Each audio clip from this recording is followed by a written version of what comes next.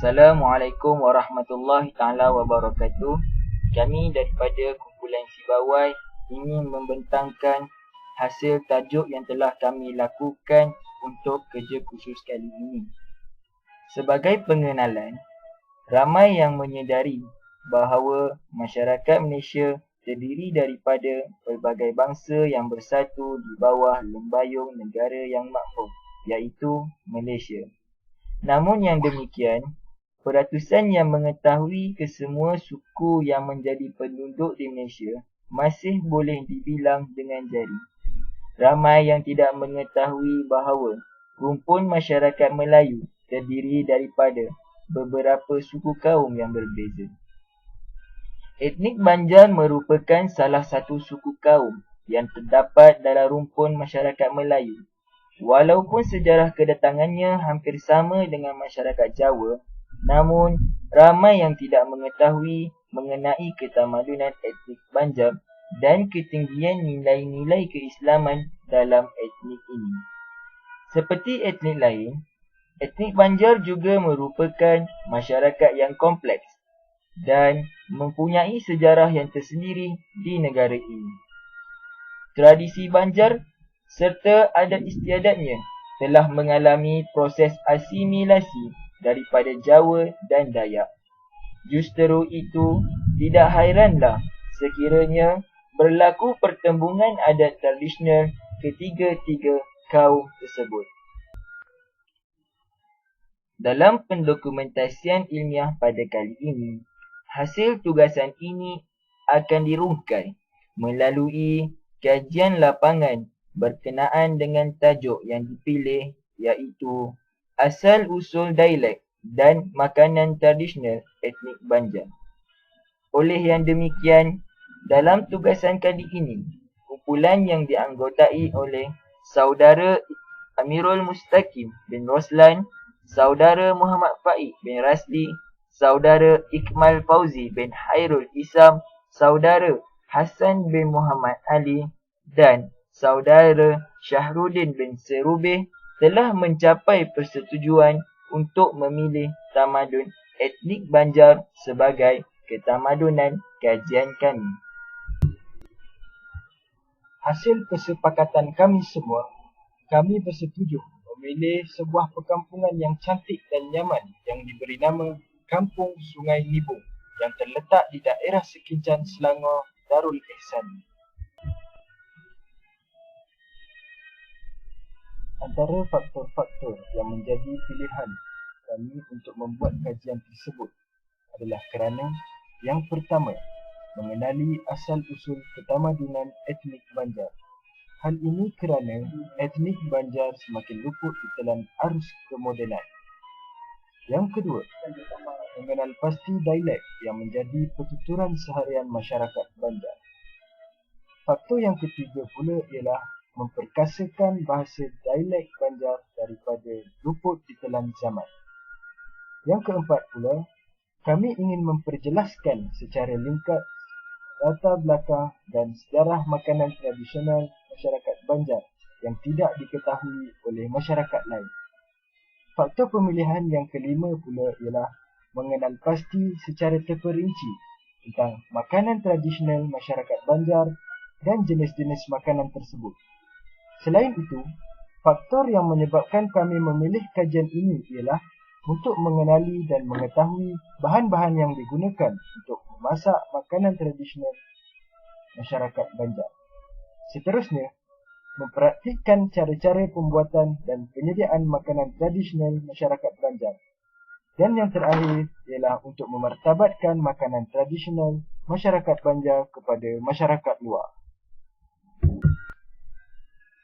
Melalui kaedah kajian pula, kami telah melakukan beberapa kaedah yang sesuai. Antaranya yang pertama, melalui kaedah lawatan, iaitu dengan menyelidik kawasan setempat yang didiami masyarakat Banjar itu sendiri. Selain itu, kami telah menggunakan kaedah menemu ramah dengan cara mengajukan pelbagai soalan tentang isu-isu dan hal yang berkaitan dengan masyarakat di kampung tersebut. Tambahan lagi, kami juga menggunakan kaedah amali iaitu dengan melakukan beberapa aktiviti yang menarik seperti memasak bersama-sama dengan penduduk kampung. Hasil pemerhatian kami telah meringkaskan tentang latar belakang kajian kami. Kami telah mengkaji asal-usul, dialek dan makanan tradisional masyarakat Banjar. Kajian ini dijalankan di sebuah kampung yang didiami oleh sebahagian besar masyarakat etnik Banjar. Menerusi kajian lapangan tersebut, dapat kita semua mengenali dengan lebih mendalam mengenai ketamadunan etnik Banjar. Orang Banjar yang datang ke Tanah Melayu adalah berasal dari Kalimantan, Indonesia, di kawasan selatan Basin Barito, terutama sekali dari daerah Banjarmasin, iaitu pusat bandar daerah itu. Kawasan ini adalah terletak di bahagian tenggara Borneo. Mereka yang berhijrah ke Tanah Melayu adalah merupakan petani-petani yang mahir dalam penanaman padi. Di samping itu, pekerjaan khusus seperti melukis, tukang permata dan berniaga juga ditekankan oleh mereka. Pekerjaan inilah yang membezakan mereka dari suku-suku bangsa lain di daerah orang-orang Dayak yang tinggal lebih ke utara barat Banjarmasin. Masyarakat ini juga dikenali dengan kemahiran membuat peralatan dari besi seperti peralatan pertanian dan senjata. Di samping itu, masyarakat Banjar juga terkenal dengan pelbagai makanan dan manisan yang menjadi juadah kepada masyarakat ini sejak dahulu hinggalah sekarang. Antara makanan tersebut adalah wadai kipeng, kuih kalakatar dan kuih balongan ayam. Sebenarnya, terdapat banyak lagi makanan yang terdapat dalam masyarakat Banjar. Kesemuanya melambangkan keunikan dan keistimewaan etnik ini dalam mempertahankan identiti etnik Banjar. Negara Malaysia sangat terkenal dengan kepelbagaian bahasa. Antara bahasa yang digunakan di Malaysia ialah bahasa Banjar. Tambahan itu, masyarakat Banjar juga memiliki dialek yang tersendiri yang mana berbeza daripada bahasa Melayu. Selain itu juga, dialek Banjar kebiasaannya digunakan apabila masyarakat Banjar bertutur dalam kalangan mereka sendiri. Namun begitu, dialek bahasa Banjar semakin luput ditelan arus kemodenan kerana masyarakat Banjar telah bercampur aduk dengan kelompok etnik yang lain.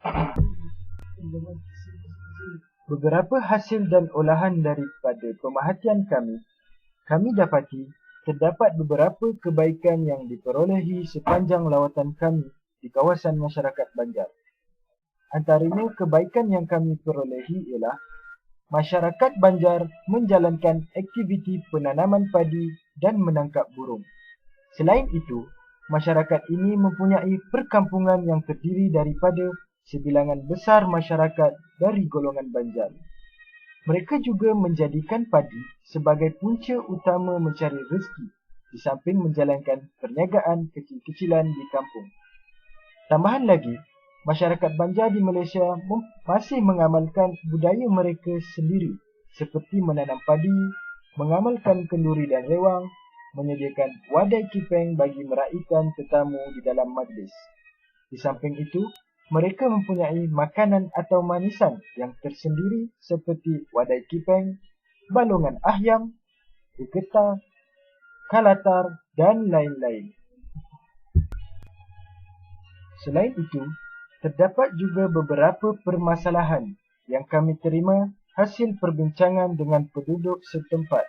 Antaranya ialah masyarakat Banjar makin berkurang akibat daripada migrasi dan perkahwinan campur.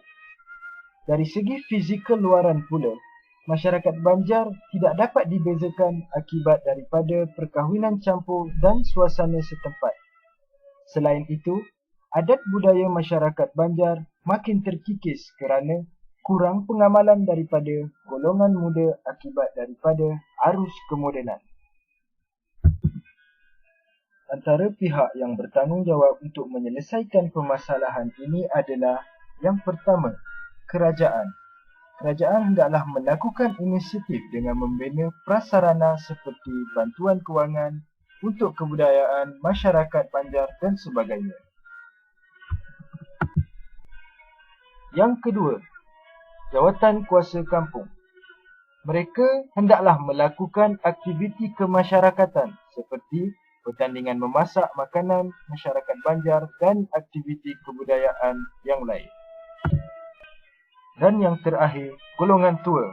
Mereka hendaklah memupuk kesedaran kepada golongan muda tentang susur galur masyarakat Banjar dan kepentingan menjaganya. Melalui penelitian kami telah menyediakan beberapa cadangan dari setiap ahli kumpulan kami.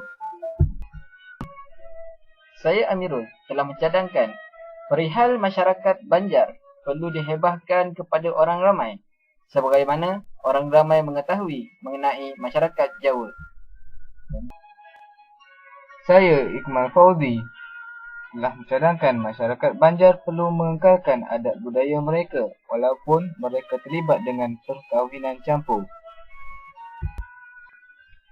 Saya Faik mencadangkan agar mewujudkan satu pusat sehenti homestay agar masyarakat luar dapat mengenali kehidupan seharian masyarakat Banjar, seterusnya membuatkan masyarakat Banjar lebih dikenali.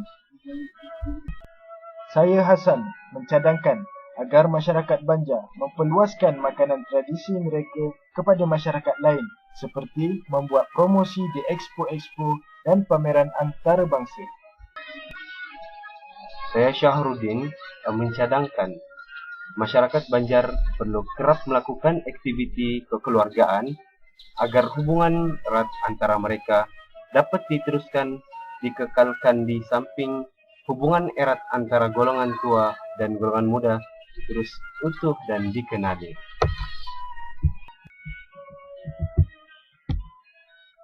Sebagai rumusan, sebagaimana yang boleh dilihat, orang Banjar di Malaysia sebagaimana masyarakat-masyarakat penghijrah dari Indonesia yang lain seperti orang Jawa, Bugis, Mandailing, Rawa, Kerinci, Batak, Minangkabau dan lain-lain lagi telah mengalami arus perubahan yang pesat seiring dengan kepesatan pembangunan di negara ini sendiri.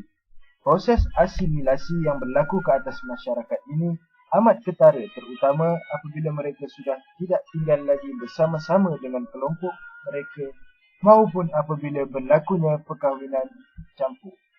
Di pertempatan yang majoritinya adalah terdiri daripada masyarakat Banjar seperti di kawasan perkampungan Sungai Nibong, Sekincan, Selangor, perpaduan mereka masih erat dan masih terus memelihara dan menggunakan bahasa Banjar dalam pertuturan harian. Namun, dari segi pengamalan adat resam dan organisasi sosial, orang Banjar serta prasangkanya terhadap orang bukan Banjar sudah agak berkurangan dan mungkin sudah tiada lagi.